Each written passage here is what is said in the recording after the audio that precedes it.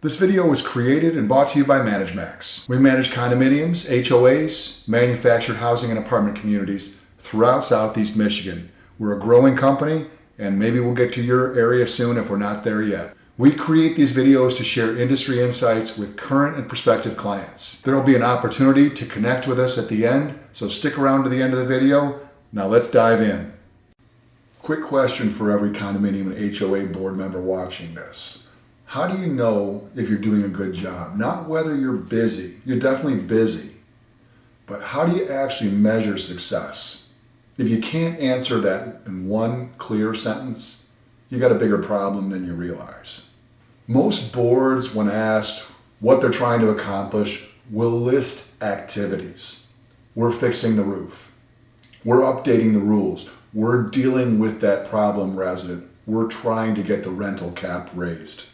But none of those are goals. They're tactics. They're things you're doing, but doing them in service of what exactly?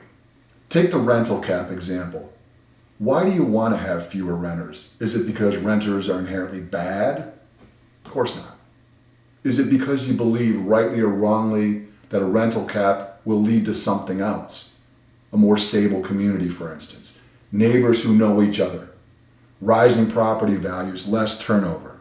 That something else is the actual goal. The rental cap is just one possible path to get there. And if you're not clear on the destination, how do you know if your path is even the right one? Here's a way to think about this that most boards never even consider. You're a nonprofit organization. Your job isn't to generate a profit. It's to generate a condition, a state of being for the people you serve. Cities do this, governments do this, and so does your community association, whether you've thought about it that way or not. So what state of being are you trying to create? Is it residents who feel safe and comfortable, property values that rise over time, a sense of community where neighbors actually know each other, low conflict and peaceful coexistence, financial stability that doesn't require emergency assessments? Until you can articulate that clearly, until the entire board agrees on what you're actually trying to achieve, you're just reacting to whatever lands on your desk. That's not leadership. That's survival mode. Here's where it gets complicated. Even if you define your goal clearly, your residents didn't all move in because they share your vision. They have different experiences, different constraints, different beliefs about what the community should be.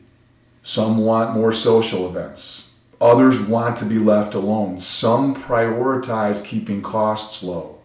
Others would pay more for better amenities. Some bought as an investment. Others plan to live there for 30 years. So how do you define success for a group that doesn't agree on what success looks like? How do you set realistic expectations when your community isn't a homogeneous group of like-minded people? This is where boards get stuck, and it's exactly the kind of question that doesn't have a simple answer you can find in a Facebook group.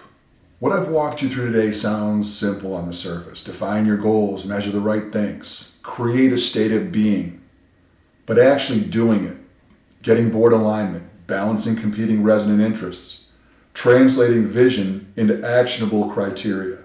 That's where it gets complex. The boards that operate with clarity and purpose didn't figure it out alone. They worked with professionals who've helped dozens, hundreds of communities in some cases, answer these exact questions. If your board has never had this conversation, or if you've tried and gotten stuck, that's a sign you might benefit from a different kind of partnership.